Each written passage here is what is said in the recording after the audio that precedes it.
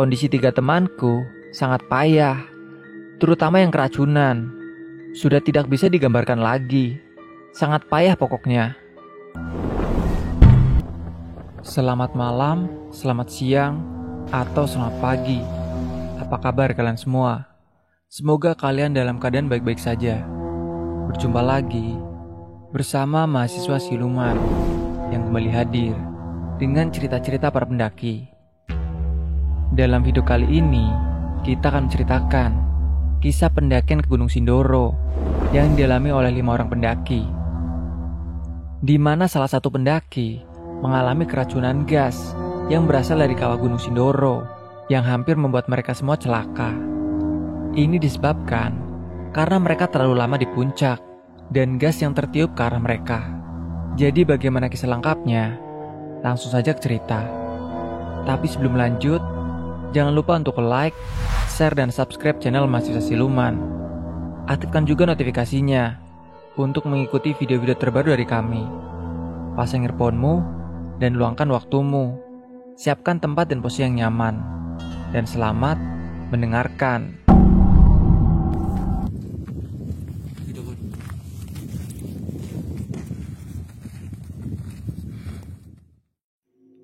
Ini adalah pendakian Sindoro yang super kacau, baik dari semua pendakian yang wajar. Singkatnya, kami berlima mahasiswa semester akhir yang sedang dikejar-kejar waktu untuk menyelesaikan deadline skripsi.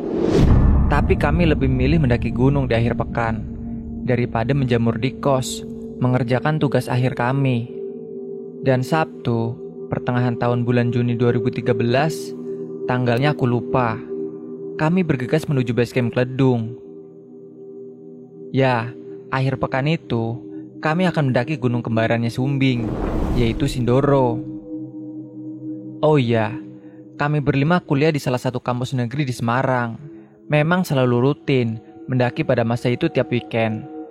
Tak peduli ada tugas, apalagi skripsi. Bisa dibilang, itulah masa kejayaan kami waktu muda.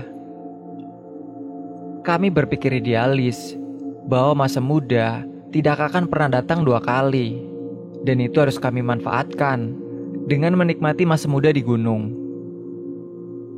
Seperti biasa, on time selalu menjadi musuh terbesar kami. Kami berjanji bertemu di Pom Banyumanik jam 3 sore. Tapi apa daya kami, baru berhasil kumpul jam 5 sore. Entah bagaimana bisa molor sampai 2 jam. Mengisi bensin, plus ngobrol, akhirnya baru berangkat menuju TKP pukul 6 sore. Meleset 3 jam dari waktu semula. Inilah awal mula dari manajemen waktu yang buruk pada pendakian kali ini. Efeknya nanti, waktu pendakian adalah serba mepet di tengah kondisi tubuh yang tidak bisa dipaksakan. Apalagi kami terkenal sangat lambat dalam berjalan. Tepat pukul 9.30 malam, kami baru sampai di base camp Kledung, Wonosobo. Itu karena waktunya dipotong untuk membeli keperluan logistik di kota Wonosobo. Sampai base camp, kami masih sempat mengisi perut, buang air besar, lalu mengurus administrasi. Akhirnya, baru pukul 10:30 malam, kami berangkat menuju puncak. Kami berlima memang pendaki tipe nokturnal atau pejalan di malam hari. Intinya kami lebih suka jalan malam daripada jalan siang saat mendaki. Ada semacam fobia terhadap pandangan puncak yang sering menipu. Tapi itu tidak terjadi saat malam, karena pandang puncak akan tertutupi oleh gelapnya malam. Selain berjalan malam, khusus untuk gunung-gunung Jawa Tengah, selalu kami tempuh dalam tempo 1 malam 1 hari. Rencana awal Sindoro ini adalah kami sampai di pos 3 atau camp area jam 12 malam, lanjut bangun tenda, dan summit ke puncak pada pukul 4 pagi. Namun karena molor yang sangat jauh, kami baru sampai camp area yaitu pukul 4 pagi. Singkatnya kami memutuskan untuk tidak tidur walaupun mendirikan tenda. Dan nantinya setelah sarapan akan langsung gas ke puncak. Melihat sunrise ala pos 3 yang mempesona, kami masak nasi goreng karena kebetulan ada teman kami yang bapaknya penjual nasi goreng enak di Semarang. Namun karena kelelahan, akhirnya kami tidur juga. Bangun-bangun dan mulai summit attack pukul 9 pagi. Awalnya kami mau turun aja, karena pendaki lain juga udah turun dari puncak. Namun kami akhirnya tetap nekat ke puncak. Singkat cerita lagi, kami baru sampai puncak pukul 3 sore. Pasti kalian akan bertanya, kok lama sekali dari pos 3 ke puncak? Ya memang lama, karena di pos Watu Tatah, kami memilih tidur siang dulu, selama 2 jaman. Puncak waktu itu, tidak ada spesies lain selain kami berlima. Ya iyalah, mana ada jam 3 sore masih di puncak. Sindoro waktu itu, memang lagi fresh setelah kembali menggeliat, sehingga kawahnya mengeluarkan bau yang menyengat, yang lumayan membuat kepala kami berlima pusing. Dan benar saja, salah satu teman kami tiba-tiba nampak seperti zombie. Bibir kering putih, kulit muka pucat pasti gosong, rambut kaku, tangan gemetar. Kami berkesimpulan, dia kelaparan. Karena memang logistik yang kami bawa ke puncak tidak banyak. Setelah kami tanya, ternyata ia pusing karena bau kawah. What the fuck, dalam batin kami semua. Ia keracunan gas kawah. Jam 4:30 sore, kami bergegas turun. Lama memang kami di puncak, sekitar 1,5 jam. Itu mungkin yang menyebabkan teman kami keracunan. Rencana kami kalau teman kami nggak keracunan, akan menikmati sunset di puncak Sindoro, sambil ngopi dengan aroma gas Sindoro. Tapi apalah arti kopi dan sunset daripada nyawa seorang teman konyol kami. Fik, kami turun. Teman kami ini awalnya bisa jalan biasa. Lama-lama gak kuat jalan. Akhirnya plan dadakan dibuat. 2 dari kami berlima harus ke tempat camp dulu, dengan agenda memasak nasi dan minum. Akhirnya aku dan salah satu temanku yang cukup gesit memilih sendiri untuk turun duluan. Sedangkan 2 yang lain memapah jalan teman kami yang sudah seperti zombie ini. Aku dan temanku jalan di tengah suara azan maghrib. What the fuck? Kami lupa membawa senter dan hanya mengandalkan senter korek. Entah gimana itu nasib 3 teman kami di belakang dengan penerangannya. Anehnya, aku dan temanku berjalan lama sekali, tapi tidak sampai-sampai di campsite atau pos 3. Seakan jalan di tempat yang sama berulang kali, dengan senter korek api yang remang-remang, dan kebetulan juga gerimis.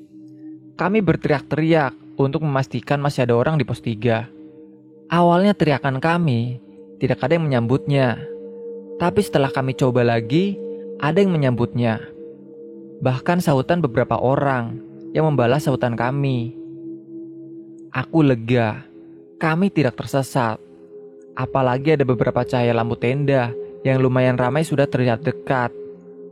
Tapi semakin kami berdua mendekat dan kami mencoba berteriak, lagi-lagi tidak ada balasan. Lampu tenda yang tadinya ramai juga tidak ada. Sungguh merinding bulu kaki kami seketika. Setelah sampai di campsite, ternyata cuma ada 1 tenda yang nyempil di pojokan semak-semak. Tak lain dan tak aneh, itu tenda kami sendiri. Tak ada tenda lain. Tidak ada lampu yang ramai tadi.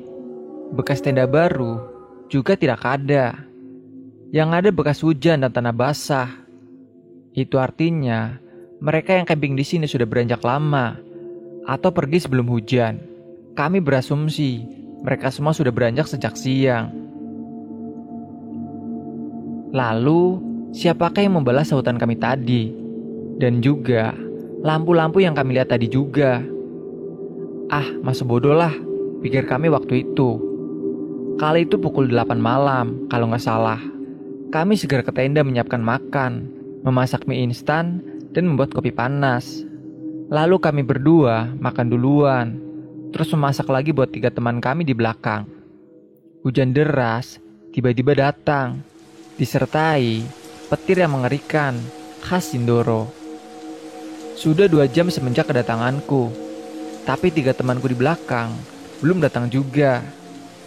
Gimana nasib mereka? Gimana keadaan mereka yang masih di atas sana?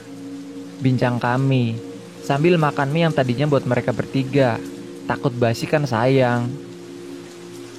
3 jam berlalu, mereka belum kembali. Pikiran kami sudah yang tidak-tidak. Apalagi camp area sangat sunyi. Tidak ada keramaian pagi tadi. Mau menyusul ke atas, tapi itu tidak mungkin saat itu. Hujan deras juga belum reda. Akhirnya kami memutuskan untuk menunggu sampai jam 12. Jika belum datang, kami akan turun ke base camp dan lapor kepada Ranger Sindoro. Waktu sudah menunjukkan pukul setengah 11 malam. Dan tak ada tanda-tanda kedatangan teman kami. Malah kami digoda dengan suara kerusak-kerusuk di sekeliling tenda kami. Berkali-kali hingga aku terusik juga. Nekat, aku tengok keluar. Namun tak ada apa-apa. Beberapa lama kemudian, kami berdua malah tertidur di tengah ketidakpastian ini. Namun hanya tidur ala-ala ayam. Wajar kan kepikiran tidak tenang. Mie dan kopi yang sudah kami bikin lagi juga sudah kembali dingin. Tiba-tiba kami mendengar suara langkah kaki, gesekan sepatu gunung, dan akhirnya kami sumringah keluar tenda hendak menyebut mereka. Tetapi yang kami tangkap hanya kegelapan. Tak ada 3 teman kami. Kami antara takut dan bingung. Yang bisa kami lakukan hanya menunggu. Dan lagi, sayup-sayup kami mendengar suara dan gesekan kaki. Kami keluar tenda dan kembali hendak menyambut 3 teman kami. Tapi kembali, kami ditipu. Akhirnya kami hendak menyusul ke atas saja dan tidak jadi ke base camp. Karena pikiran kami sudah tidak waras, jujur saja. Lebih baik gak kembali semua, pikir kami berdua waktu itu.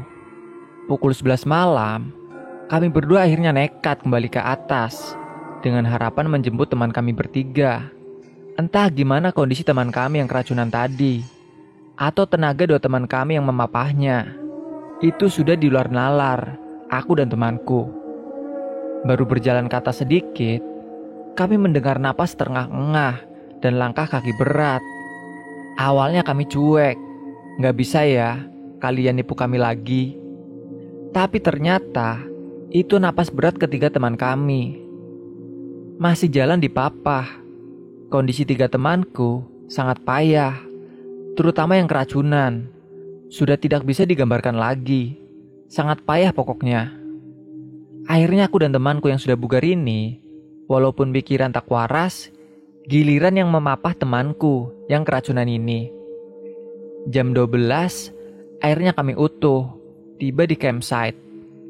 Salah satu bercerita, 3 teman kami tadi berulang kali beristirahat karena kaliren atau kelaparan. Mereka berharap pada kami, mau menyusulkan makanan ke atas, dan itu yang membuat lama. Setelah merasa sehat dan bugar, Senin jam 4 pagi, kami memutuskan untuk berjalan turun. Sampai di base camp, jam 7 pagi, kami compang-camping kepayahan, tapi dengan perasaan lega, dapat pulang kembali dengan selamat dan utuh genap berlima setelah pengalaman mencekam di atas sana. Sekian cerita ini, terima kasih. Jika kalian punya cerita seram atau mistis seputar pendakian yang ingin kalian bagi, kalian bisa kirim cerita kalian melalui DM Instagram atau kirim melalui email yang tertera di bawah.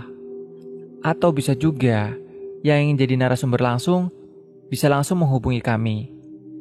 Semoga video ini menghibur dan bermanfaat. Sampai jumpa di video kami selanjutnya. Salam lestari, mahasiswa Siluman.